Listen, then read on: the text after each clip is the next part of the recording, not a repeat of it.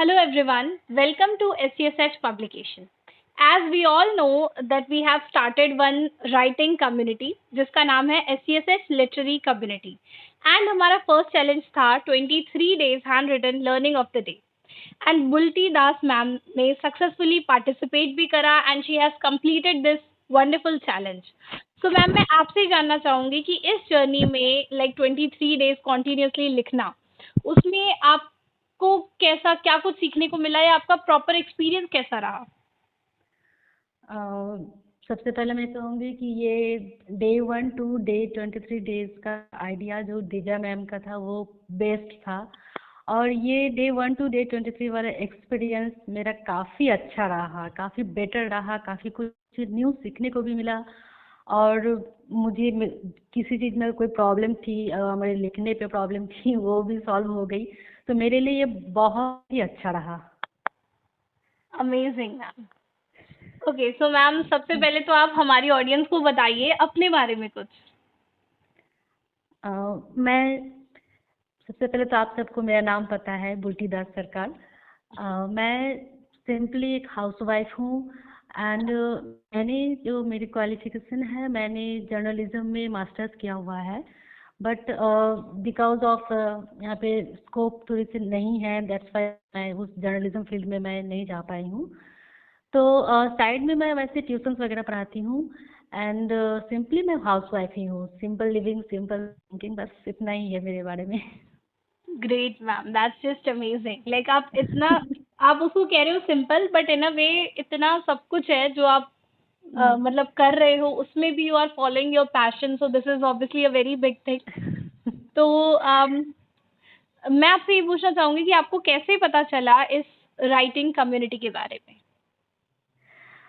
मुझे इस writing community के बारे में SDSH पब्लिकेशन की जो फाउंडर है दिव्या मैम, मुझे उनके थ्रू पता चली। उन्होंने मुझे एक लिंक भेजा था और उन्होंने कहा था कि ये डे 1 टू डे 23 डेज का जो यहाँ हम लोग को राइटिंग कंपटीशन होगा, एक जो आप लोग जो डेली बेसिक्स पे जो लर्निंग करते हैं अपने लाइफ से, वो आप सबको यहाँ पे लिखना पड़ेगा। तो मैम के थ्रू ही मुझे ये लिंक के बारे में पता चला था। एक्चुअली मैम से मैं काफ़ी टाइम से जुड़ी हुई हूँ, करीब 2020 जुलाई के आसपास से मैं शायद मैम से जुड़ी हुई हूँ। ये 4 साल करीब मैं उनके साथ मेरा सफ़र चल रहा है, तो उनसे मैं कनेक्टेड हूँ, तो उन्हीं के थ्रू मुझे पता चला है। Okay okay ma'am. सो आपको जब आपने फर्स्ट टाइम सुना कि आपको 23 डेज के लिए लगातार पेपर पे लिखना होगा, सो आपको कैसा लगा? लाइक फर्स्ट थॉट आपके माइंड में क्या आया?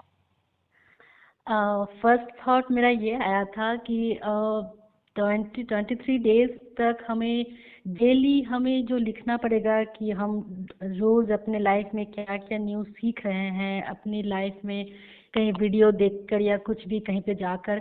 तो मैं उस वक्त पहले तो सोची मैं कैसे लिख पाऊंगी, क्योंकि रोज़ रोज़ हमें लाइफ से कुछ ना कुछ सीखना ये शायद इम्पॉसिबल है। तो फिर मैंने सोचा मैं क्या लिखूं क्या लिखूं। तो अल्टीमेटली क्या हो जाता था कि रोज कुछ ना कुछ हमें लर्निंग हमारे लाइफ में हमें मिल ही जाती थी, तो मैं उसे लिख देती थी। उसके बाद मैं सोचती थी कैसे हुआ ये, हम तो ऐसा तो होता नहीं है कि रोज हम कुछ ना कुछ सीख ही जाते हैं। लेकिन वो 20 डेज तक हम कंटिन्यू लिखना शुरू किया, तब हमें समझ में आया कि एक्चुअल में हमारे लाइफ में जो है डेली हम कुछ ना कुछ सीखते हैं। लेकिन क्या होता है कि हम बेसिकली वो हम मैक्सिमम चीज़ों को हम इग्नोर कर देते हैं। बिल्कुल। तो वो हमें समझने में थोड़ी सी प्रॉब्लम हो जाती है। हमें ऐसा लगता है वो ऐसे ही हो रहा है, तो हमें ऐसा ऐसा कभी लगा नहीं कि हमें उस चीज़ से भी कभी कुछ सीखना चाहिए था। तो लेकिन या लिखने के टाइम में हम डेली मेरा ऐसा होता था कि हम सुबह उठते ही सोचते थे आज कुछ ना कुछ सीखे, आज कुछ ना कुछ सीखे। ऐसा होता था, हम मेरा माइंड हमेशा उस जगह पे लगा पड़ा रहता था और इस कारण होता था हमें कुछ ना कुछ सीखने जरूर ही मिल जाता था। तो बस यही होता था कि हम उसके उस कारण से मुझे ये सीखने को मिला कि अब से मुझे उन चीज़ों को इग्नोर नहीं करना है, बल्कि अपने लाइफ में उन चीज़ों को एक्सेप्ट करना है और फिर लाइफ को किस तरह से अपने लाइफ को आगे बढ़ाना है, बस। Amazing ma'am. सो मैं आपसे ये जानना चाहूंगी कि लिखने के अलावा और क्या-क्या आपकी हॉबीज हैं? लिखने के अलावा मेरी फेवरेट हॉबी जो है वो है डांसिंग। डांसिंग मेरे बचपन से ही, वो मेरा ऑलवेज मेरा फेवरेट हॉबी रहा है। एंड साइड में पेंटिंग, सिंगिंग एंड राइटिंग तो ऑलवेज रहेगा ही।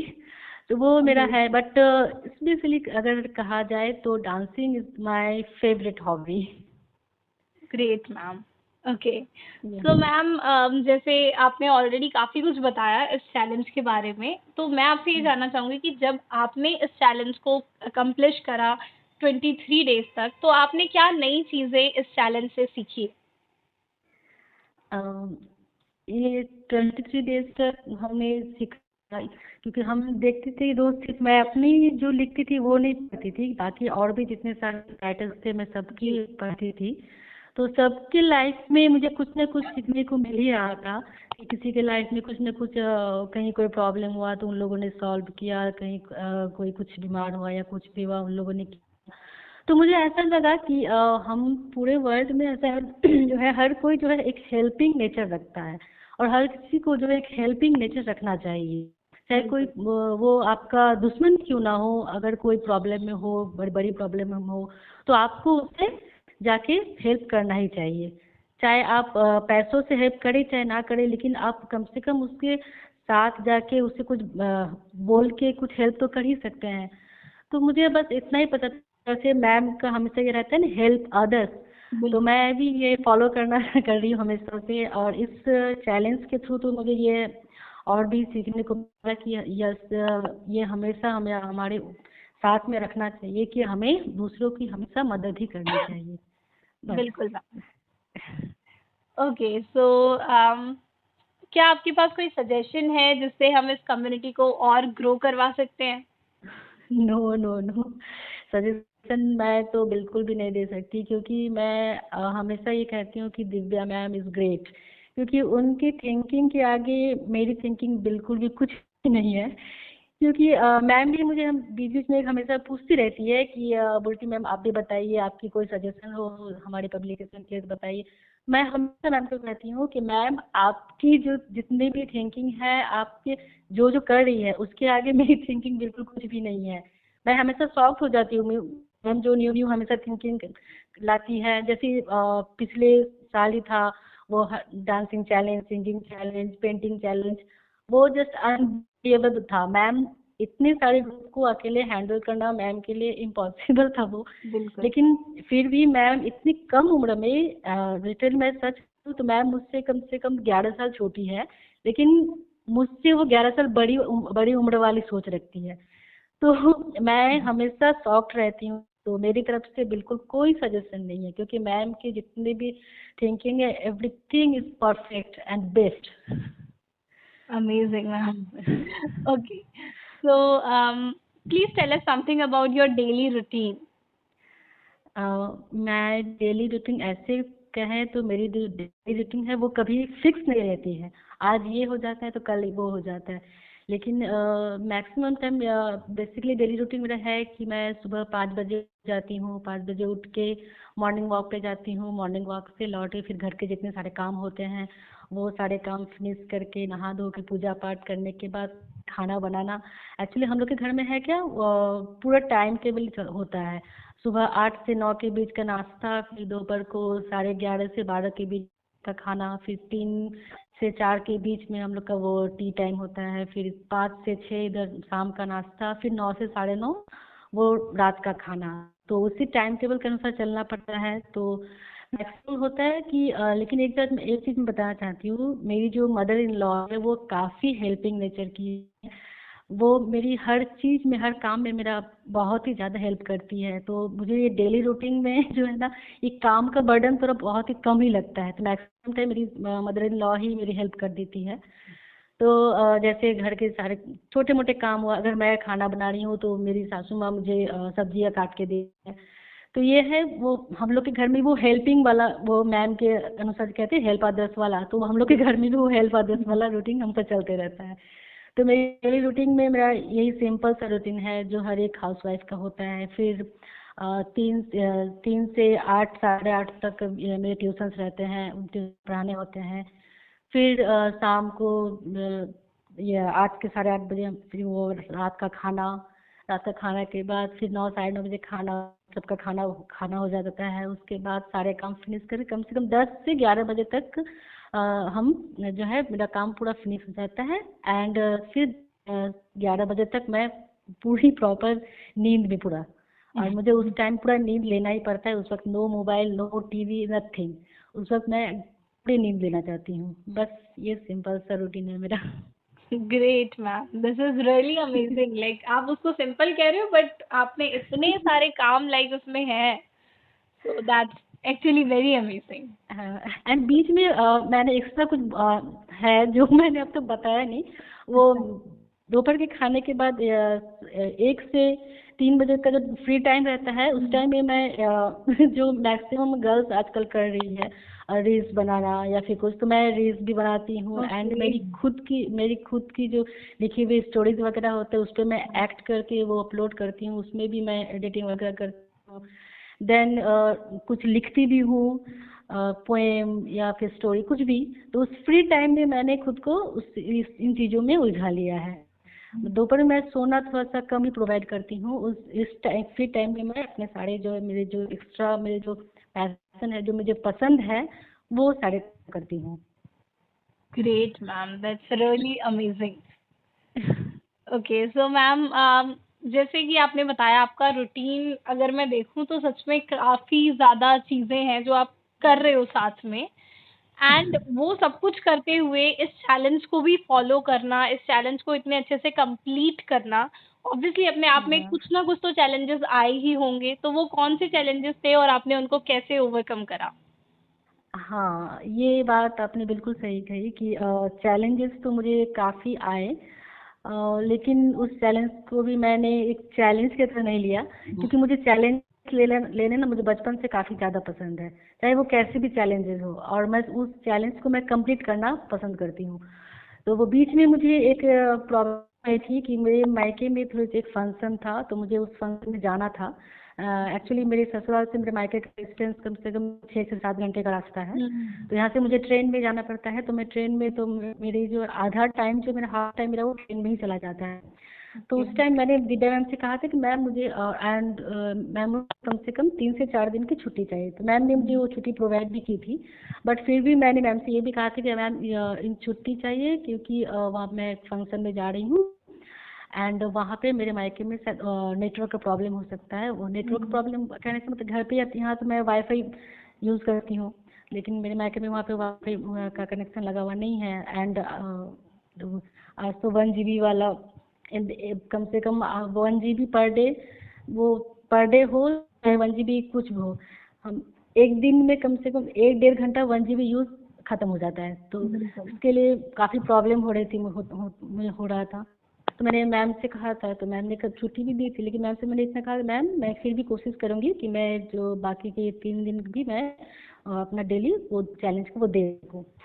तो ऐसा हुआ, तो जिस दिन मैं गई थी उस दिन 12:30 से 6 साढ़े 6 करीब मैं ट्रेन में ही थी। एंड कंपटीशन का 6 आई थिंक शाम तक 6 बजे तक टाइम तो है आई थिंक। तो फिर मैं सोची थी मैं कैसे दूँ।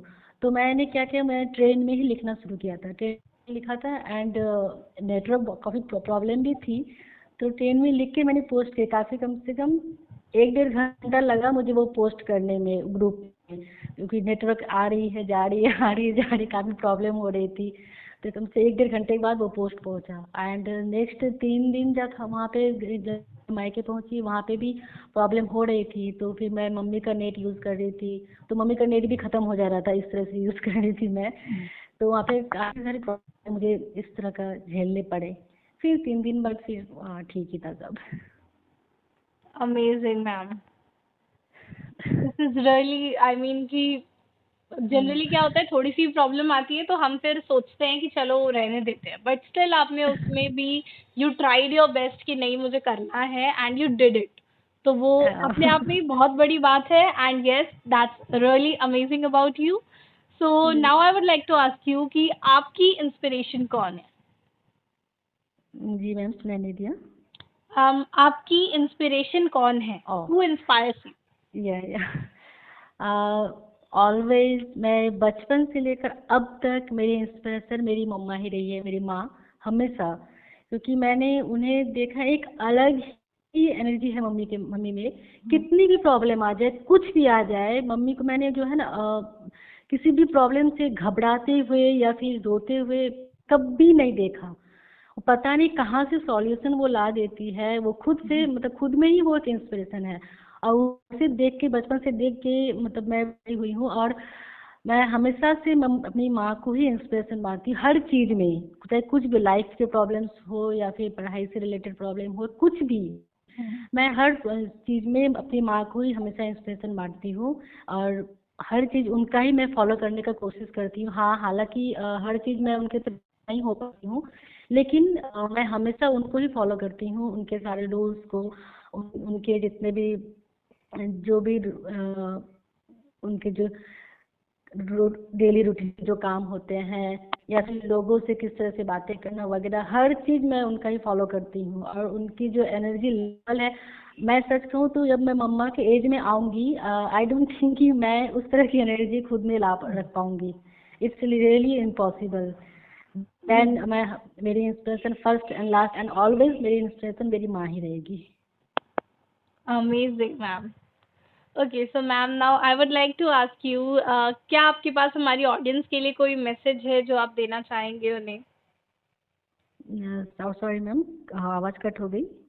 मैम, क्या आपके पास हमारी ऑडियंस के लिए कोई मैसेज है जो आप उन्हें देना चाहेंगे? मैसेज मैं इतना ही देना चाहूँगी कि हम सब राइटर्स हैं, तो हम राइटिंग से रिलेटेड ही मैसेज दूंगी कि हम मैक्सिमम टाइम ये सोचते हैं कि हमें लिखने के लिए हमें कुछ स्पेशल जगह की ज़रूरत पड़ती है, या फिर कुछ गहरी थिंकिंग वगैरह। हाँ, ये बात अलग है कि हम गहरा सोचना पड़ता है, क्योंकि किसी भी लिखने में, कोई भी चीज़ लिखना होता है अगर हमें, तो गहरी सोच के बाद ही लिखना पड़ता है। क्योंकि हम एरे गेरे कुछ भी ऐसा तो पोस्ट नहीं कर सकते हैं ना। तो हमें हर किसी भी चीज़ को लिखने के लिए गहराई तक ही जाना पड़ता है। ना किसी को कॉपी करना, ना किसी के ना हमने देखा तो उसको कॉपी करके। ठीक है, आप किसी को देख के कॉपी मत कीजिए, लेकिन उसको देख के इंस्पायर्ड हो जाइए। एंड मैंने अक्सर ये देखा है, मैंने रिसेंट ही मैंने काफ़ी कुछ ऐसा देखा था कि ग्रुप में ही ऐसा हो रहा था। मैं किसी का नाम नहीं लेना चाहूँगी, मुझे याद भी नहीं एक्चुअली नाम वगैरह। कि अगर कोई कुछ पोस्ट कर रहा है तो सेम वैसा ही, थोड़ा इधर उधर करके ही हो, लेकिन सेम वैसा ही कोई पोस्ट कर रहा है। मतलब उसमें वो अपनी थिंकिंग वो नहीं लगा रहा है। तो मैं यही मैसेज देना चाहूँगी कि आप किसी और को देख के कॉपी कर रहे ठीक है, लेकिन वो इंस्पायर हो जाए, लेकिन सेम उसी तरह से कॉपी करके आप भी पोस्ट मत कीजिए। इससे क्या होती है कि जो लिख रहा है उनकी वैल्यू भी थोड़ी खत्म हो जाती है, और आपकी वैल्यू भी वहाँ पे खत्म हो रही है। तो किसी का कॉपी मत कीजिए, आप खुद से सोचिए। अगर आपको लग रहा है कि आपने जो सोचा, अगर वो ऐसा लग रहा है कि हर तरह से आप सर्च कीजिए कि आप जो सोच रहे हैं क्या वैसा ही थिंकिंग कोई और भी ऑलरेडी पहले से कर चुका हो या फिर लिख चुका हो, तो फिर आप उसको मत लिखिए। क्योंकि ऐसा ऐसा होता है कि मैक्सिमम ऐसा होता है कि हम जो सोचते हैं कोई दूसरा और भी हो वो इसी तरह से सेम सोचता है। मेरे साथ ये मैक्सिमम हुआ है। तो मैं हर तरह से सर्च करके तब जाके लिखती हूँ, उसके बाद ही कुछ लिखती हूँ। ऐसा लगेगा किसी और को ये ना लगे कि मैं उनको कॉपी कर या फिर कुछ भी। एंड लिखने में ऐसा भी नहीं है कि हम खुद को प्रेशर दे के लिखिए, कि ऐसा कुछ भी नहीं है। आपको हमेशा कुछ भी, चाहे खाना पड़े हो तब भी आपके दिमाग में कुछ भी आया है, फटाक से आप कॉपी में लिख दो। कुछ भी कर रहे, कोई भी काम करे, कोई वर्ड्स आ जाए, कोई न्यू वर्ड्स आ जाए, या फिर कोई थॉट्स वगैरह, वन लाइनर, या फिर कोई पोएम वगैरह कुछ भी आ जाए, तो फटाफट आप उसे लिख दो, ताकि बाद में वो उसे भूल ना जाओ। एंड उसके बाद आप काट छाट करके वो, उसके बाद तो लिखना ही पड़ता है, क्योंकि वन टेक में कोई भी चीज नहीं होता है। चाहे वो सूट वगैरह कुछ भी हो, वन टेक में थोड़ी सी प्रॉब्लम तो हो ही जाती है। तो वो लिखने में भी वैसा ही है कि वन टेक में हम नहीं लिख पाते हैं। मैं भी लिखती हूँ, मैं काफ़ी सारे पेज मेरी वेस्ट हो जाती है। एक पोएम को लिखने में कम से कम मेरा 2 ढाई या 3 तो लग ही जाता है, उसको पूरा परफेक्ट करेक्शन जब तक ना आ जाए। तो बस इतना ही कहूँगी कि आप किसी का कॉपी मत कीजिए, खुद की थिंकिंग ही लिखिए, और हर तरह से सबको देख के इंस्पायर होके उसके बाद ही कुछ लिखिए, बस। बिल्कुल जी। So thank you so much, ma'am. We are glad to see you in our community, and we wish you keep writing and shining just like always. So Yeah. thank you so much, ma'am, for this amazing interview. I got to learn very new things from you, like आपके challenges and आपका जिस तरह से हाँ, आपने explain करा है चीजों को is just amazing. So thank you so much for this wonderful thank interview. You, thank you so much ma'am.